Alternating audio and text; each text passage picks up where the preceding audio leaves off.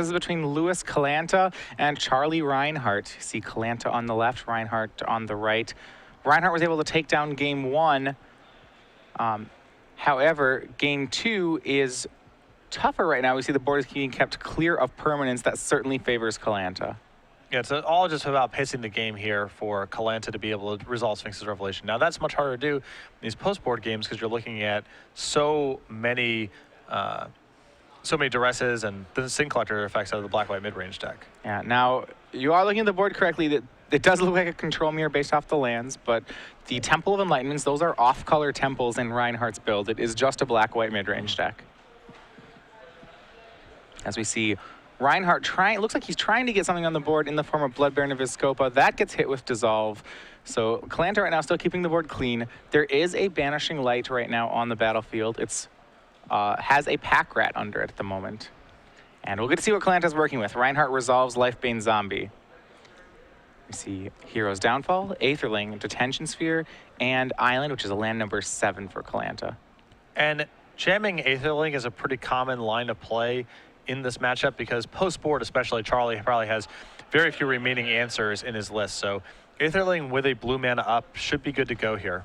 Yeah, there is one Pithing Needle in the 75 for Rinehart, so he's not completely cold to the Aetherling, but whether or not he boarded it in and whether or not it's in his hand, those are some pretty big ifs. Yeah, it's Pithing Needle and then some help. Yeah, Callanta hits land 7, but rather than playing the Aetherling for the turn, he's going to go ahead for this freshly drawn Ashiok Nightmare Adept. And it pluses up, it hits 3 cards, none of them creatures. But he can do that while Detention Sphering the Lifebane Zombie, once again keeping the board clear. And just probably trying to set up a slightly more stable board here to resolve that Aetherling. Lifebane Zombie is a 3-power Intimidate creature, is annoying for Callanta, even if he is able to resolve Aetherling. So if he wants a Detention Sphere anyway, he might as well take care of it now. Yeah, especially if he wants to make sure he's playing around instant speed removal. He'd really like to play that Aetherling on 8 mana and not 7 so that he can play around 2 removal spells. Just because Aetherling is such a game-winning card in the matchup. Even though it may be excessively conservative, it still makes sense to err on the side of caution because you're such a huge favorite once Aetherling comes down that it's worth trying to play around a couple removal spells if you can, even if it's unlikely to be in Charlie's hand. Yeah. On the other side, he can't take forever, as Rinehart does have a lot of ways to attack his hand. He doesn't want to see it get thought seized at some point here.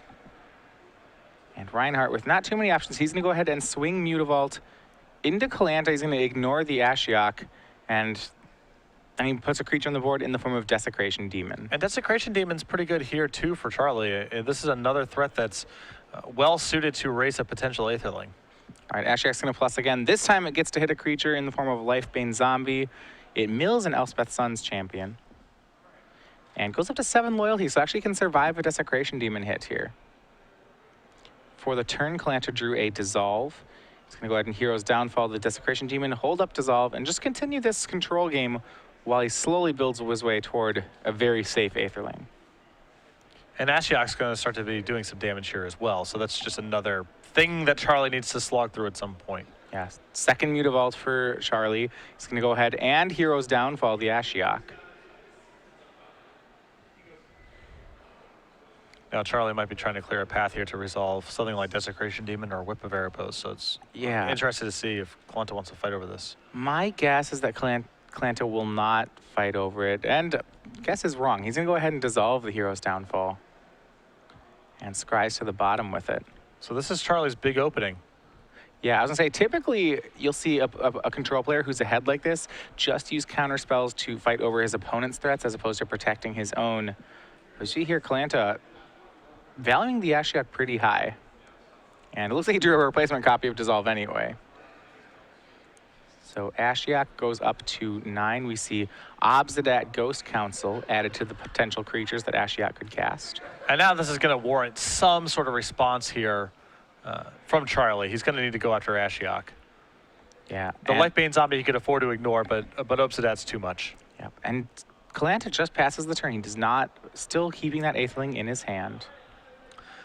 I'm not sure if Callanta really wanted to scry a Dissolve to the top of the deck. I guess it's just a powerful card against a deck like Black-White Midrange, but the pacing of the game right now is not great for something like another counterspell now that Charlie has a fairly advanced board.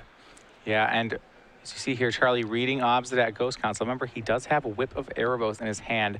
That is quite the 1-2 punch, as the Obsidian basically comes back to life when comboed with Whip. Yep. Yeah, you can exile it to its own trigger as opposed to exiling it to Whip, and then when it comes back, it's a full bona fide Obsidian.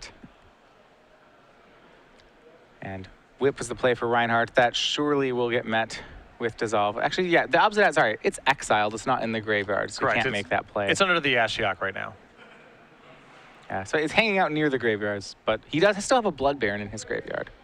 Nonetheless, Whip of Erebos gets dissolved. One card remains in Callanta's hand. It's an Aetherling. And a fair amount of damage here. Rinehart activates both Mutavaults. Callanta actually sacrifices a Mutavault to tap the demon. That can be dangerous. Now he's going to have to tap out for Aetherling now. Yeah, unless he left a land on top of his deck. But Callanta's really getting squeezed right now. I mean, the Ashiok, he's struggling to keep alive here. And the Aetherling in his hand, he can't quite cast. Now with the board maybe relatively stable after the Supreme Verdict, he needs to just find one more land. But yeah, so he's going to go ahead and Verdict away the demon. He's contemplating burning that Ashiok to put a Obsidian in play or maybe a Lifebane Zombie. Both lines mean that Rinehart would be able to remove the Ashiok if it's still left there. And this game has become closer than I expected it to be when I first started watching it. We see Callanta is fine cashing in his Ashiok for that Obsidian. Remember, he's not going to ever flicker out the Obsidian. That would be... It's Charlie's Obsidian, so it comes back to Charlie in the event that he were to do that. But the fact that Aetherling hasn't hit the table yet is pretty big right now. Yeah, there was a window there to jam it with 1 mana up. Callanta's kind of gone about doing other things, and now the game's proceeded to this point where Aetherling isn't castable. I mean, there's a risk at least involved in tapping out. Yeah, and Callanta's paying a price here. A great top deck for Rinehart in the form of Elspeth, Sun's Champion. It goes to the -3, kills Obsidian, Ghost Council, and an attack from Mutavault. This is big here. Callanta will cast Aetherling. He'll shock for Hallowed Fountain down to 12, so now he finally does get that Aetherling with mana up. This is the game, typically what is a game-ending play in the matchup. We'll see if it is still a game-ending play or whether it is too late. Well, Charlie's got quite the board at this point. I mean, he's going to be able to make 3 tokens with Elspeth. He has his 2 Mutavaults in play. So it is rough for Charlie, but he is equipped to race. And you have to imagine the first attack that Callanta makes has to be going after the Elspeth, first of all. So Charlie probably, if anything, in front of the race right now. Yeah, I mean, if Charlie just draws lands for this turn and the next, this is probably still Callanta's game. But another timely draw, and Rinehart could steal this one. Yeah. Rinehart appears to be giving this quite a bit of thought. Yeah, we'll see what he chooses to do here. You know, this really depends. What did he draw this turn? And nothing that helpful. He's going to go ahead and pass the turn, keeping that 1 card in his hand. And from Callanta, it looks like the draw is Banishing Light. Go ahead and make Aetherling unblockable. Take out the Elspeth. It's Fiendslayer Paladin, a different 3-mana white card. So he's going to cast that, flicker out the Aetherling, and Aetherling comes back. Fiendslayer is mighty fine here. I mean, that holds off Charlie's entire team. Yeah, that draw for Rinehart was Duress, actually. So the last turn's draw wasn't helpful. This turn's draw is not bad. It's Underworld Connections, but Rinehart's life total is pretty low. This is a 3-turn clock that Aetherling could represent. Fiendslayer Paladin, overall, I think a pretty low impact card in the matchup. You know, Charlie can just outclass it, and it is a Lifebane Zombie target, but right now it's excellent holding off all those Elspeth tokens and multiple Mutavaults. Absolutely. So extra card number 1 drawn from Rinehart. This one is a Blood Baron of Vizscopa. He's not able to cast it this turn as he's 1 land short. So he just has that Duress in hand, but Callanta has no hand, so Duress is still dead here. And Rinehart with no choice but to just pass back. For Louise, he has a Scry land, keeping a card on top, and Aetherling is going to go to work. It becomes unblockable. Swings, we'll see how much for. And it's going to be for 6. I think that I would have tried to pump for the full amount there, going up to 8, because that means that Charlie can no longer activate the underworld connections in play, because he was at 17 pre-combat. So he'd go to 9, then if he went to 8, he'd be actually costing himself a turn. Right. So there's another underworld connections activation that happens as a result of this potentially. Yeah, this does mean that by leaving up triple blue, Callanta is pretty much playing around any possibility of Aetherling dying. But I agree, I like denying draws. And we see that extra draw from Rinehart. So his 2 draws for the turn, he hit a land and a Mutavault. So 2 lands, 1 was Swamp, 1 was Mutavault. Still has Blood Baron and Duress remaining. If Charlie gets out of this Aetherling, it's probably going to involve Pithy Needle, in which case it doesn't matter how much mana is left over. All right, Blood Baron of Vizkopa on Rinehart's side. Number Aetherling can do a good job to not let that gain life. Aetherling, thanks to his blink ability, can both attack and block each turn. Yes. And can block a Blood Baron and then phase itself out. Right. All right, Aetherling attacks here. It becomes unblockable. We'll see how much damage Callanta wants it to deal. It's going to be 4, 5, 6, and just 6. That puts Rinehart down to 4. Looks like the line that Callanta's on, he wanted to make Aetherling a 3-turn clock while still leaving up plenty of mana as a contingency. Mm-hmm. And Callanta does not blink the Aetherling on his own turn, so it's not going to be able to block Blood Baron here. Curious. I mean, he still has lethal even if Blood Baron gains 4, is the thing. Right. Rinehart down to 3 from Underworld Connections. He finds a Pack Rat.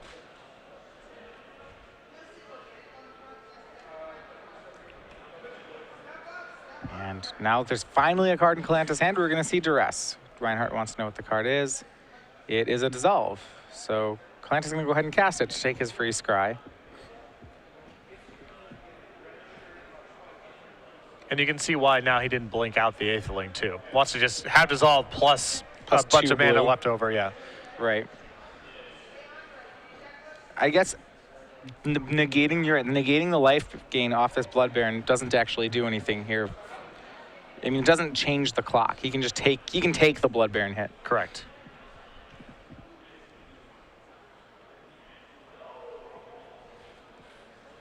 All right, we'll see here.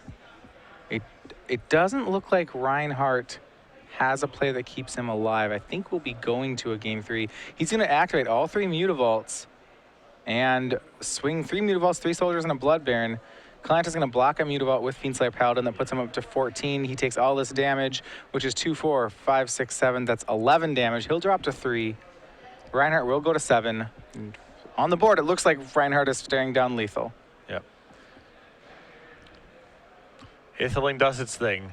There's some jockeying and some body language where you're trying to act like there's something you can do, but there's nothing you can do.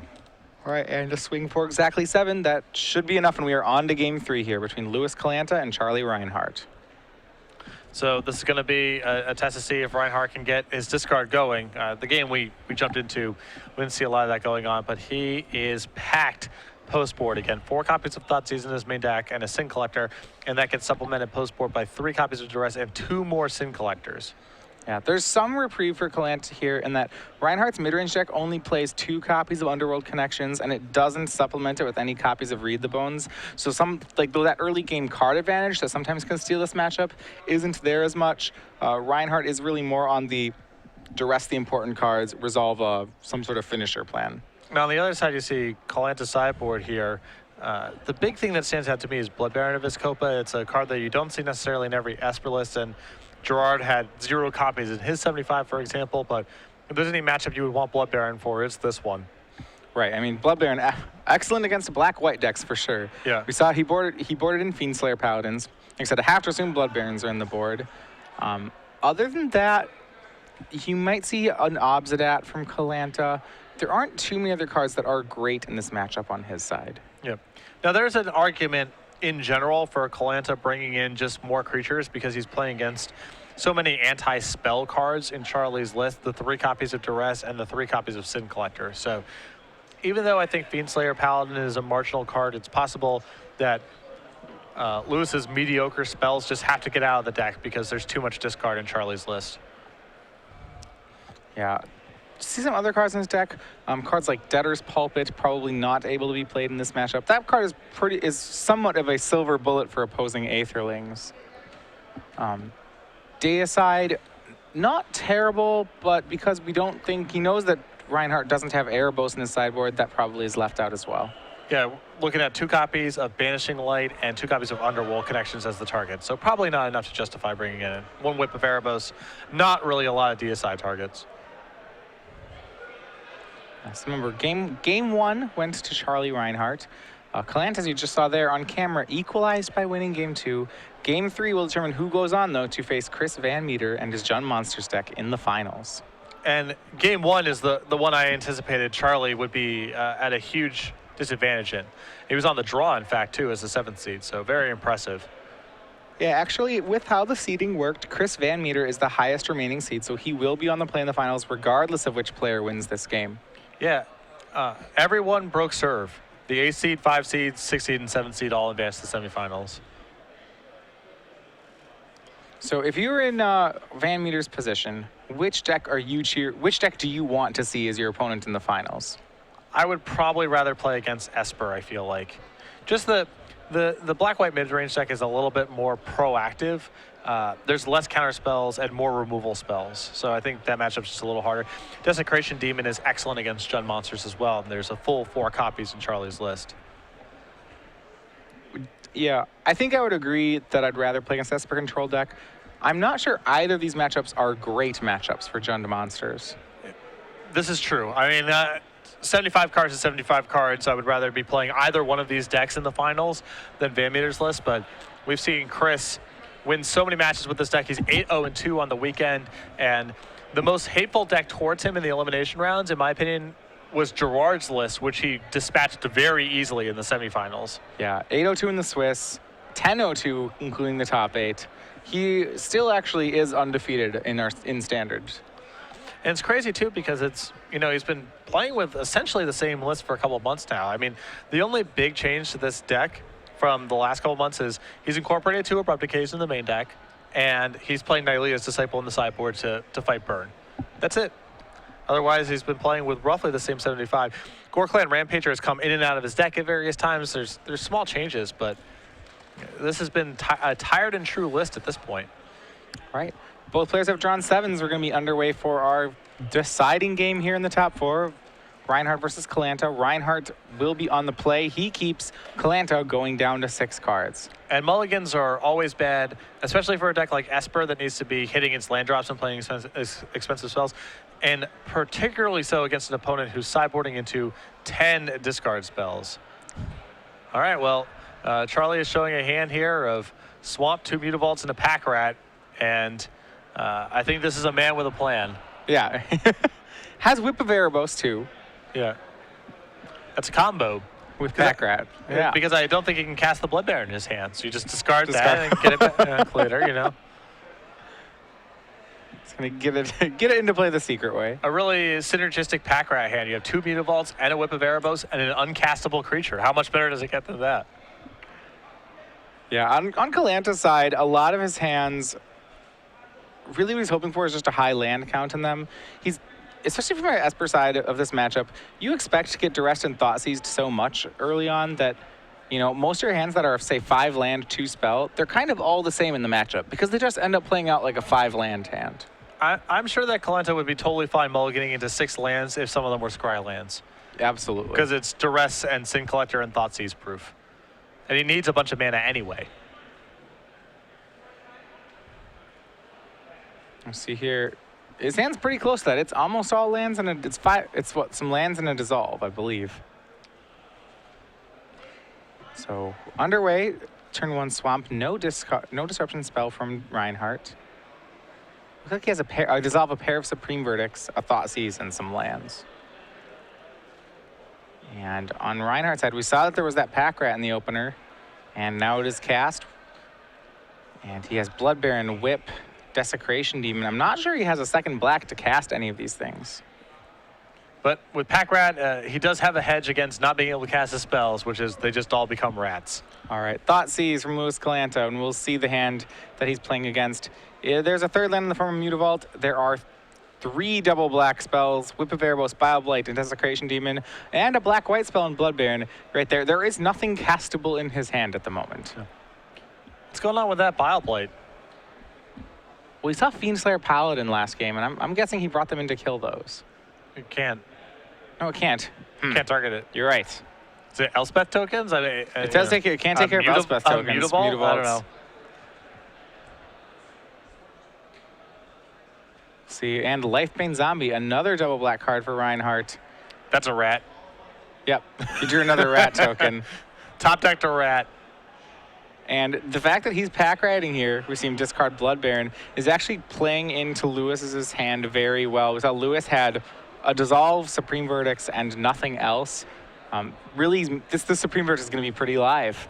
Well, I think after making the first rat here, Charlie's going to shift gears a little bit and just start using Mutavaults to attack.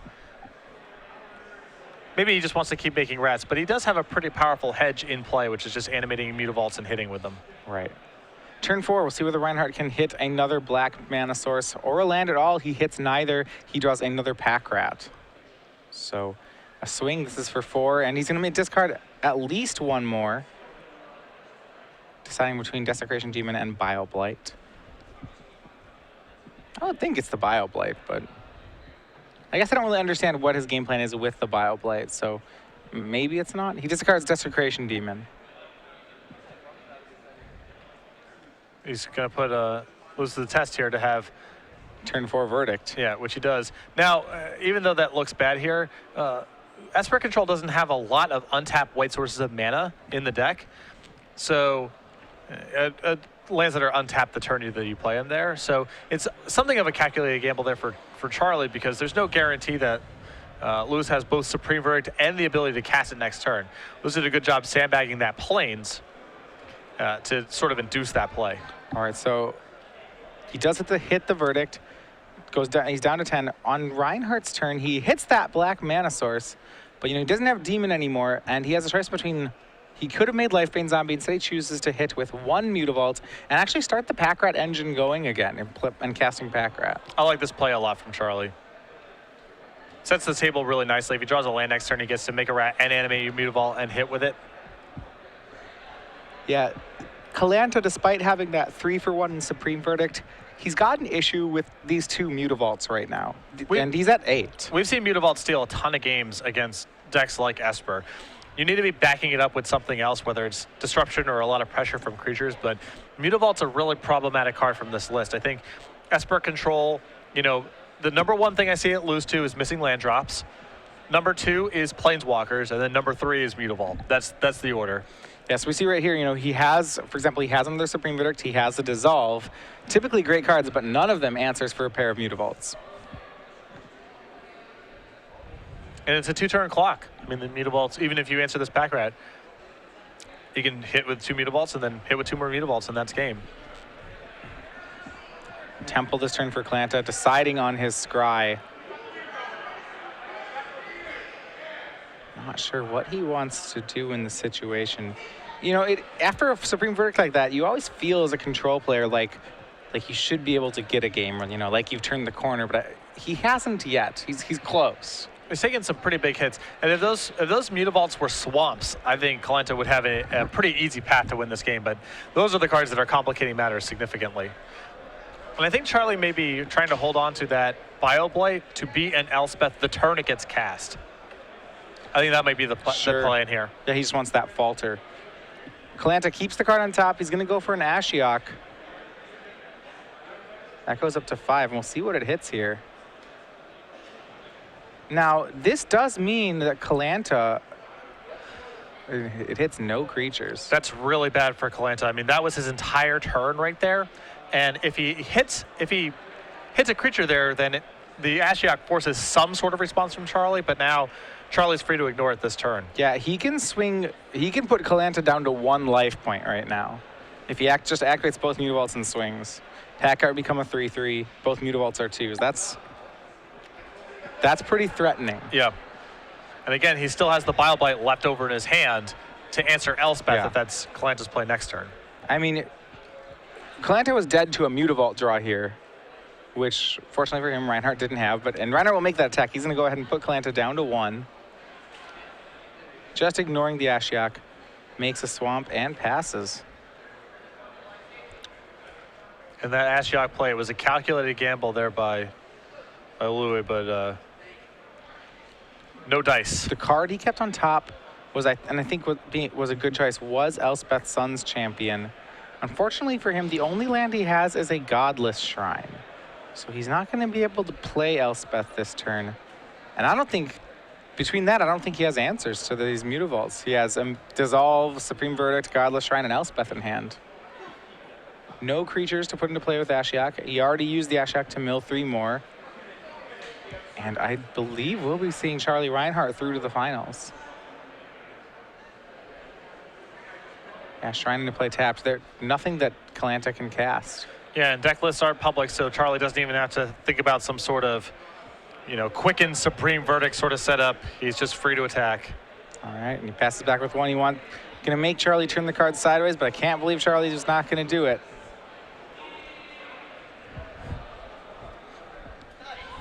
Again, deck lists are public in the elimination rounds. So Charlie should know that this is good right now.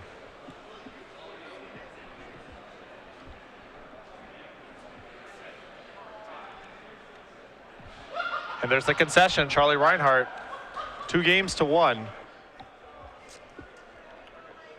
All right, and that'll do it. Charlie Rinehart through to the finals, and he's going to get that chance to take down Chris Van Meter in a matchup between Black-White Midrange and Jund Monsters. This matchup said this is